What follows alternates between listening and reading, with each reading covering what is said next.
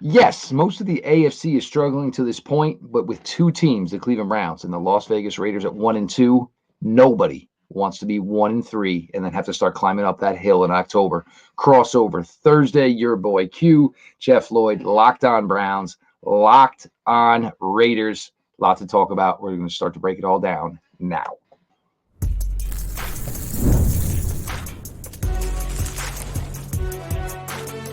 You are Locked On NFL Crossover, part of the Locked On Podcast Network.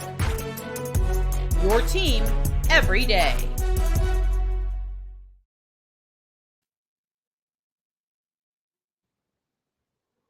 Welcome back, my friends. Crossover Thursday, Locked On NFL Network style. Your boy Q, host of the Locked On Raiders podcast. Of course, for my Browns listeners, and now for you Raiders listeners, Jeff Lloyd, host of the Locked On Browns podcast.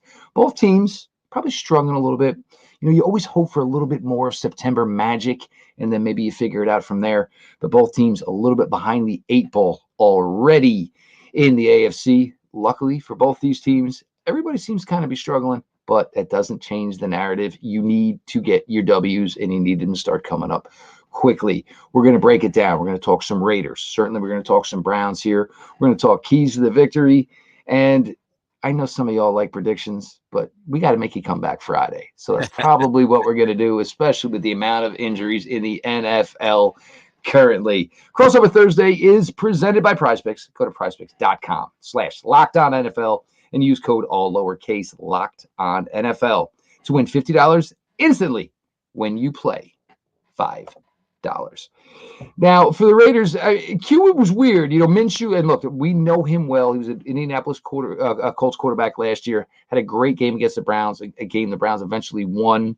Got pulled, a little bit of a blowout Sunday, and you know, anytime somebody gets pulled, a job at stake.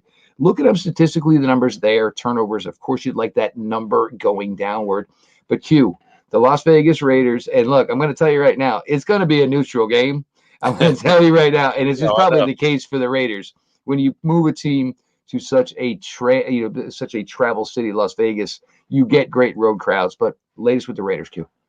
Well, I'll tell you, man, when it comes to the offense, and you're right, you know, Gardner Minshew did get pulled late in the game on Sunday against the Carolina Panthers, and in a game that they weren't coming back in. Aiden O'Connell got a little bit of burn. Gardner Minshew is the quarterback moving forward. That's been confirmed by Antonio Pierce, the head coach. I'll tell you right now, man, regardless what the numbers look like, and some of the, you know, the passing percentages look good. Some of the passing yards actually look good. There's a lot on paper that looks decent, but this is a reality that this offense has been very inconsistent, right? I mean, they just haven't been able to go on those 10-play, 7-minute drives. They had one drive on Sunday against the Panthers that was 97 yards, and I'm sitting in the press box thinking, oh, they got it. They figured it out. Here it comes. And then the rest of the way, it was like, no, no, 3 and out here, 3 and out there. Just very inconsistent. They can't find any rhythm, as Devontae Adams told us after the game. No rhythm to the offense right now, and no sign of a run game whatsoever. And for this offense to go, I'm not saying that you have to pound the rock the whole time, but you've got to have some kind of resemblance of a run game, and they don't have that right now. So really there's a struggle trying to get this offense jump started and try to figure out what works and how it works. How do you get the best out of all these, you know, out of the offense? And that's just the biggest struggle right now. So Luke Getsy, the offensive coordinator, Gardner Minshew, the quarterback, the running game, you know, they all got to come together, and the offensive line has been struggling as well. So I guess I say that to say the offense has a lot of great weapons. They haven't been utilized to the best of their ability through 3 games so far. You're all going to stick around for segment 2, but pretty much what Q just said is going to be a lot of what you're going to hear from yours truly in relation to the Cleveland Browns. There's a question I got for you, though. You know, a couple of years ago, you bring in Mike Meyer, at the time a highly tight end, tight end coming out of Notre Dame. Go out this year, you bring in Brock Bowers. First 2 weeks looked fantastic. You know, look, we all get our snowball games in the NFL, certainly one the Raiders had last week. Now, for a team, and I don't have this right now, the Browns will see on David Njoku. They're saying maybe there's a chance this week, did not practice today. But this was a team that was a tight end offense prevalent. It really was for a few years now. It's not that way for the Browns. How is this working out? Because you have that dynamic number 1 wide receiver in Devontae Adams. And now you're also trying to work in a different thing here where you're working in a lot of 2 tight end sets. I mean, granted, in any sports league, anything, you try to play your positive, your best players, but maybe it doesn't always work in, basically harmony with the rest of your offense or your defense, certainly, in playing as a band. No, the thing about it is all summer long, all, training camp, everything preseason, we were beat over the head with 12 personnel, 12 personnel, 12 personnel. Even the depth chart is listed in 12 personnel, right? The 2 tight ends are going to be dominant, and it just hasn't really been that. When the Raiders offense has clicked, it was Devontae Adams and it was Brock Bowers. And really, to be honest with you, Jeff, it was one quarter. It's been one quarter so far through 3 games where the offense looked really good. That was the 4th quarter against the Baltimore Ravens. And thanks for that, by the way. Oh yeah, hey, by the way, hey, no problem, man. We're here for you. So no, I mean that's the reality of it. Is one quarter of play has looked really good. And Devontae, had a big quarter, and Brock Bowers did as well. So you saw glimpses of what these guys can do, but you haven't really seen, Minshew get Michael Mayer involved a lot. You haven't seen them, kind of work in tandem with each other. We knew that Michael was going to be more of the traditional tight end, more of the blocking guy, but still going to be heavily involved. And because they haven't had to have those sustained drives, they haven't had those long 7, 8 minute, 9 minute drives, 10, 11, 12 plays. It's more, 3 and outs, or maybe pick up a first down and then, 3 and out, or whatever the case may be.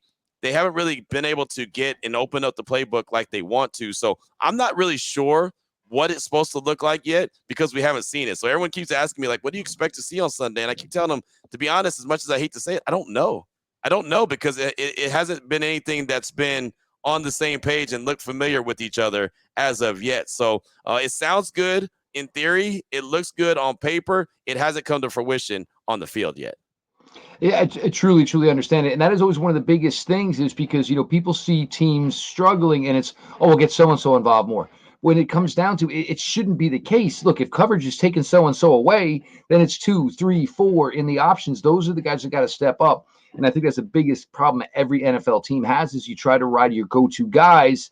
And then when you don't, everybody's like, well, why are you throwing it, 2, 3, and 4? Well, it's the way it works. Everybody's going to try to take away your best option. We didn't get to anything on the Raiders defense. Huge offseason addition. Christian Wilkins brought in. Maxx Crosby finally got a player. It kind of reminds me a little bit of what we talked about for years with Myles Garrett. Can we get somebody at least somewhere on the level of this cat? Yeah, it's interesting, man. It really is. Christian Wilkins is a nice addition. Maxx Crosby, I'll tell you off top, is a little banged up. He's got a high ankle sprain that he's dealing with, so he did not practice on Wednesday. I'm expecting him to go. Like a lot of people keep saying, well, what if he doesn't go? What if he doesn't go? I expect him to play because that's who Maxx Crosby is. But if not, then someone else has to step up. And I actually asked Antonio Pierce about that on Wednesday, because he's been stressing, how does this defense look when 98's not out there or he's not 100%? So I said that, and he said, well, someone's got to step up, right? I mean, it happened last week where he had the high ankle sprain and he wasn't 100%, and no one really took the ball and ran with it and said, don't worry, Max, I got your back. I think that Christian Wilkins, this is a big opportunity to show why they gave him big money in free agency. I think it's a good opportunity for the linebacker Robert Spillane also, who brings a lot of energy and juice to be able to do that. And I'll even look at the cornerback position, Jack Jones, who, has been questioned about effort in last week's game. Can he come back and make a couple big splash plays? Because when he's on and he's high, like he's on a, he's an emotional player, as a lot of cornerbacks are. But when he's on that emotional high, then he can be fantastic. So I'm really looking at those 3 dudes. If Maxx Crosby is not 100%, which, again, he's dealing with a high ankle sprain, he's not going to be 100%. But, yeah, the defense has got to really step their game up. And I'll say this, as much as we talked about, and I know I talked about it on my show so many times, that the defense was going to lead the team, the defense was going to be phenomenal. They can't stop the run, man. Right now, Jeff, me and you can pick up some yards on the ground against this Raiders defense. And I'm not understanding why that is. I thought that they'd be a lot better. They showed signs of that in preseason, but I thought, okay, it's preseason, I'll just chalk it up to that. But so far through 3 games, they haven't been able to stop the run, and that's going to be a big problem. I know Cleveland's not really running the ball like they used to, but maybe they can get back to old ways if they realize that the Raiders can't stop the run. And this is going to be one of the bigger matchups here. And it's not so much Maxx Crosby. Look, he's a phenomenal player. The Cleveland Browns struggled mightily last week against Dexter Lawrence. And when Christian Wilkins is right, he can kind of give you a Dexter Lawrence presence. Speaking about the Browns, we'll talk about some Browns, but you all got to stick around for that. Latest crossover Thursday, Locked On Raiders, Locked On Browns continues We appreciate everybody who makes both shows your first listen every single day. For most of us that like collecting cards, it's the kid inside you. The idea of spending $2,000 or more just isn't in the cards. I love collecting, but that's some serious money to drop. Thanks to Slab Packs and ArenaClub.com, now it's possible to score gem mints for a fraction of the retail price. Every card that I listed was hit from last week's Arena Club Slap Pack. Arena Club is the only repack that provides real value, a complete value of all possible cards, and clean hit rates for each one. Imagine you open up a pack and you just pulled out a Jaden Daniels. You'd probably be pretty excited about that. Arena Club Slap Packs are revolutionizing the repack game with transparency. After your pulls are revealed, they'll immediately be placed in your showroom for safekeeping, selling, trading, or auction. The Arena Club grading process is accurate, fast, and transparent, with a full grade rationale provided and explanation of how your card was scored. Whether you're buying, selling, trading, or displaying, Arena Club is the card collecting platform you have to check out. Right now, you can get 10% off your first slab pack or card purchase by going to arenaclub.com/LockedOnNFL and use the code LockedOnNFL. That's arenaclub.com/LockedOnNFL. And as you guys know, the code is always LockedOnNFL for 10% off your first purchase.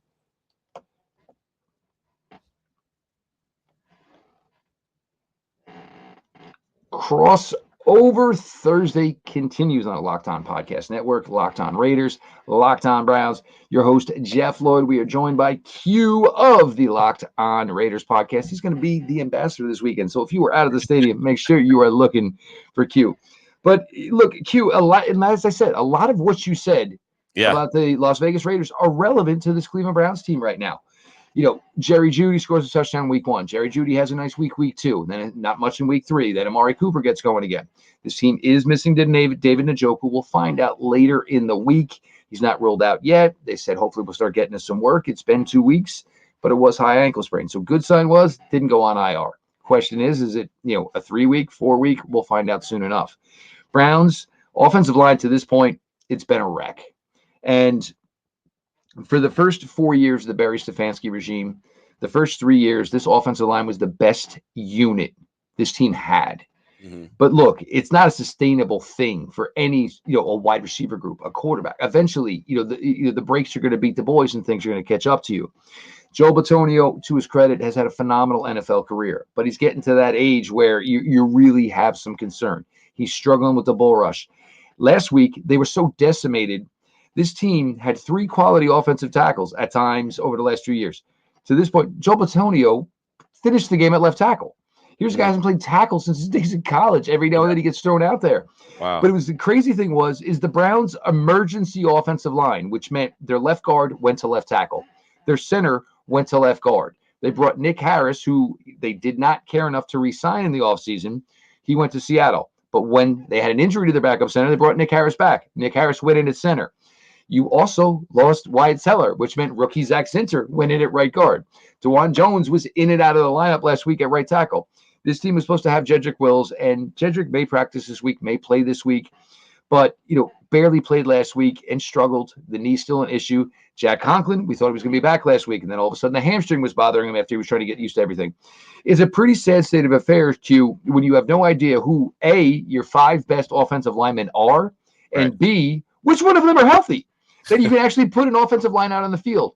A lot of people want to bring up the name Bill Callahan. Look, as much as Bill Callahan left Cleveland to go work with his son in Tennessee, mm-hmm. Bill Callahan ain't a dope. He might have said, you know what? I think we've gone as far as we can go collectively with this group.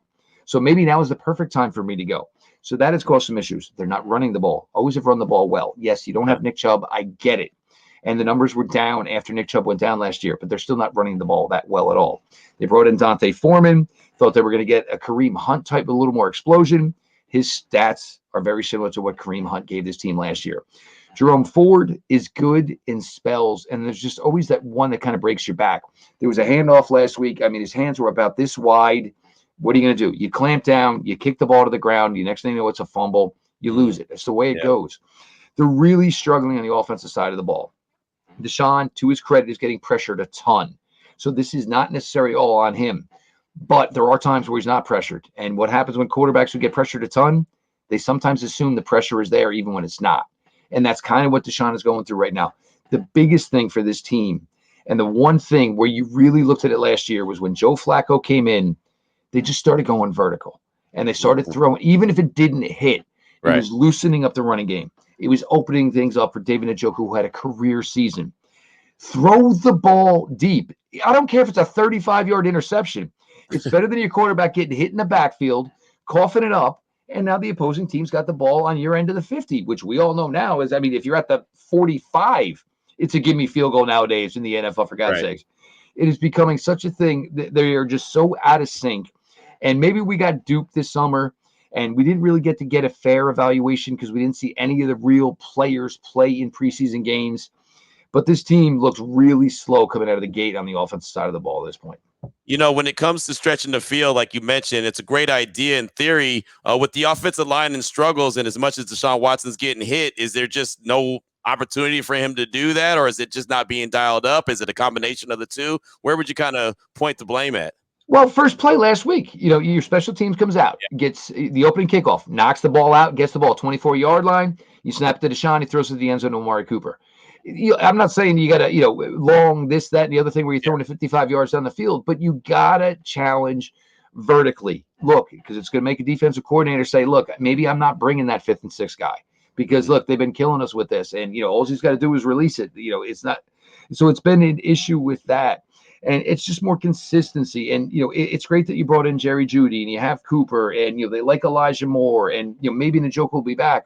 But it's the same thing you were talking about. It's got to be a way to make it all work together. Right. This isn't Madden where you can just say, I'll feature Devontae Adams on this drive, then I'll come back and I'll work the tight ends. Right. Oh, and then we'll run the ball a little bit. You basically have to play to what the defense is dictating or predicating that they're trying to take away from you. And that is the biggest thing.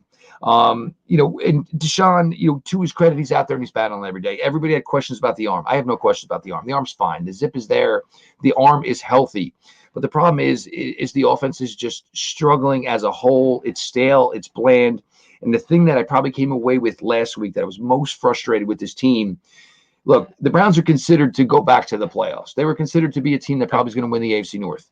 You played poorly for 56 minutes. You get the ball back at home, and you were down 21-15, which means all you need is a touchdown. How many times do we see great teams play poorly and go take a game they shouldn't have won? Right. That's a game. Good teams go out there and say, you know what? I don't care what happened for the rest of the 56 minutes. We need one good drive.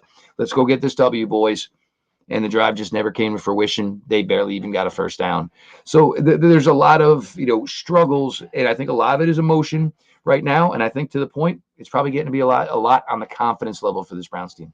Yeah, well, it sounds like offensively, we might be looking at a game on Sunday where, both teams are struggling to do anything consistently offensively. Like consistency seems like it's the theme for both the Raiders offense and the Browns offense. Yeah, so when you look at Cleveland's defense, and we know it's led by Myles Garrett, and he's a little banged up, and I know you can expand on that with what he's got going on with a plethora of injuries, but it even seems like the secondary is not quite as stout as the secondary was in previous years with Cleveland. What's kind of the the storyline with the defense right now? Well, I mean, one of the biggest disappointments, I think, to this point, and I just think he's in a funk, MJ Emerson, who had been great his first 2 years. And, maybe sometimes guys read their clippings, I'm saying you get a little bit caught up in yourself.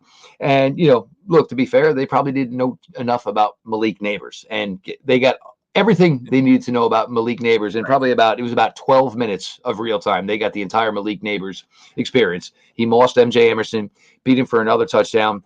Giants lined him up in the slot. And Rodney McLeod, I love him, but he's a 15-year veteran at safety. Right. So if your plan was Rodney McLeod against the hot shot rookie wide receiver in the red zone, yeah, you got what you had coming to you.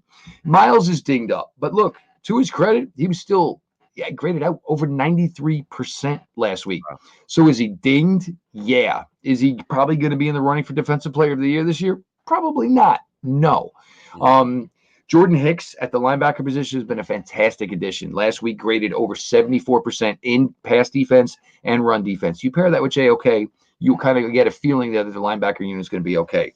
Denzel Ward, they finally got it right. They were like, you know what? Nobody else can cover Malik Neighbors. We already have a number one corner. So how about you use your number one corner and try to take away the number one wide receiver?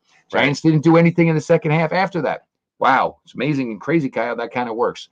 The defense is, I'd say, it's still a work in progress. Their second round pick, Mike Hall, they had a lot of faith and currently on the NFI list, the commissioner's exempt list.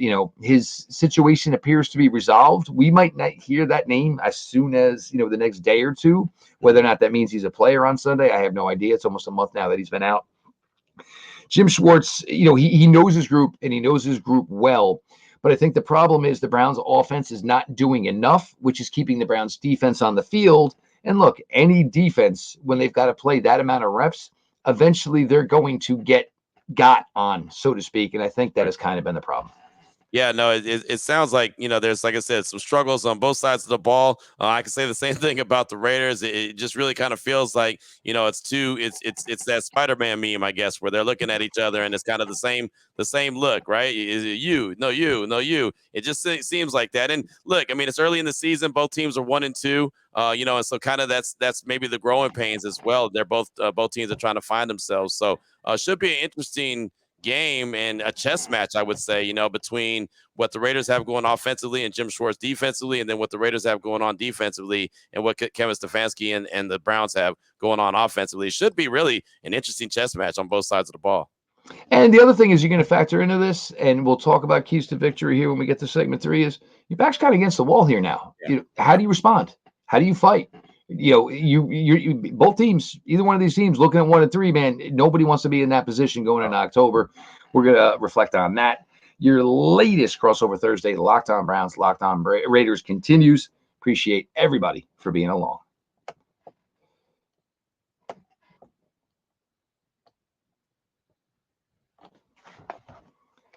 Hey, NFL fans, you can start the season with a big return on FanDuel, America's #1 sportsbook. So when you get a hunch in the middle of the game, you can check out the latest stats, view live, play-by-play, and so much more on the same page where you place your bets. You'll get started with $200 in bonus bets guaranteed when you place your first $5 bet. America's #1 sportsbook, FanDuel.com.